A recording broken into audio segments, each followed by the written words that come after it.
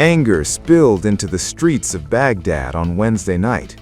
Near the heavily guarded gates of the U.S. Embassy, protesters waved Iraqi flags, chanted slogans, and set fire to images of U.S. President Donald Trump and the American flag.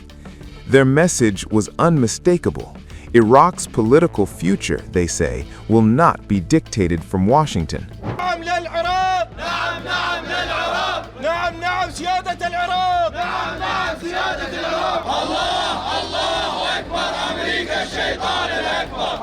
We want to send a message to the tyrant Trump, one protester shouted. We've had enough of your blatant interference in Iraqi affairs.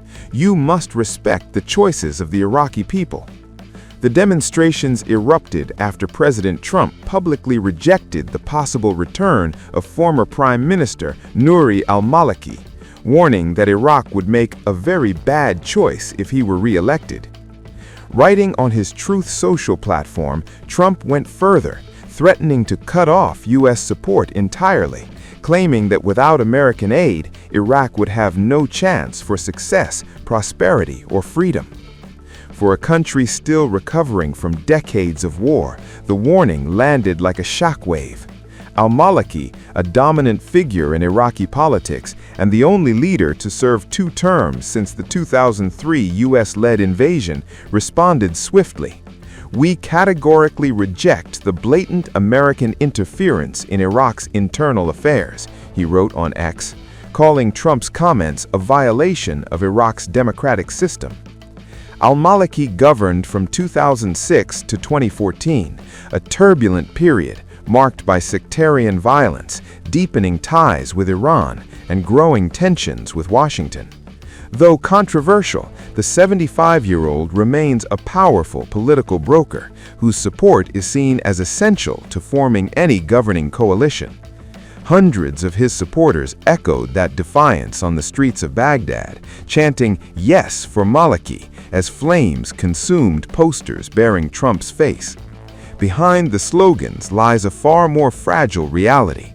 After decades of conflict and chaos, Iraq has recently regained a degree of stability, but its economy remains weak, and officials fear punitive U.S. measures could shatter that progress.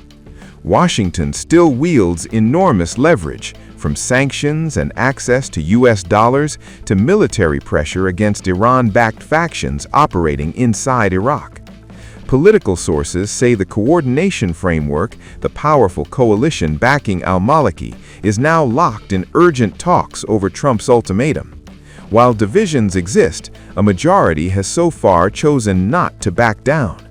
The pressure is mounting. Secretary of State Marco Rubio has reportedly raised similar concerns with Iraq's outgoing prime minister, while U.S. officials have privately warned Iraqi politicians that Washington views al-Maliki negatively. Iraq now finds itself caught, once again, between competing powers. Long a battleground for the U.S.-Iran rivalry, the country faces a precarious moment as regional dynamics shift and hard-won stability hangs in the balance. For many Iraqis, the protests are about more than one man. They are about sovereignty and whether Iraq's future will finally be decided in Baghdad or still shaped from abroad. Even if there are sanctions on Iraq, I believe it is capable of facing them. A country like Great Russia was able to withstand such sanctions. Yemen is under sanctions, as well as North Korea, the Islamic Republic, and China. This great nation is under sanctions too. So even if there are sanctions, the Iraqi people are capable of overcoming them, and the Trump administration will not last more than 2 years according to the U.S. Constitution. We want to send a message to the tyrant Trump that we have had enough of your blatant interference in Iraqi affairs. We must stand and say our word, and you, Trump, must respect the choices of the Iraqi people. We are here, and we will not back down from our choices, and you must respect the will of the Iraqi people. We condemn and strongly oppose the disgraceful statements made by the U.S. President against the Iraqi government and people. This man does not respect any government, whether Arab or non-Arab. We are here in front of the cursed embassy, the embassy of the Zionists and Americans, to tell him, Trump, that the Iraqi and Iranian peoples reject your decisions and do not respect the statements you make. We, as the Iraqi government and people, represented by our army, the Popular Mobilization Forces, PMF, and our security forces, reject, condemn, and oppose these statements.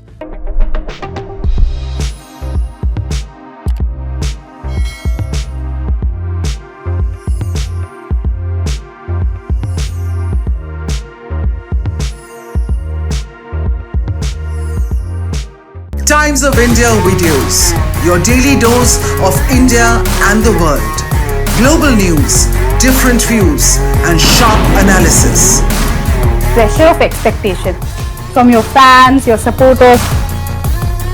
That is often served as a backdrop for several Bollywood. You're not a brute majority anymore. If you individually take out playwright. Making sense of global conflicts. Tracking the new emerging world order.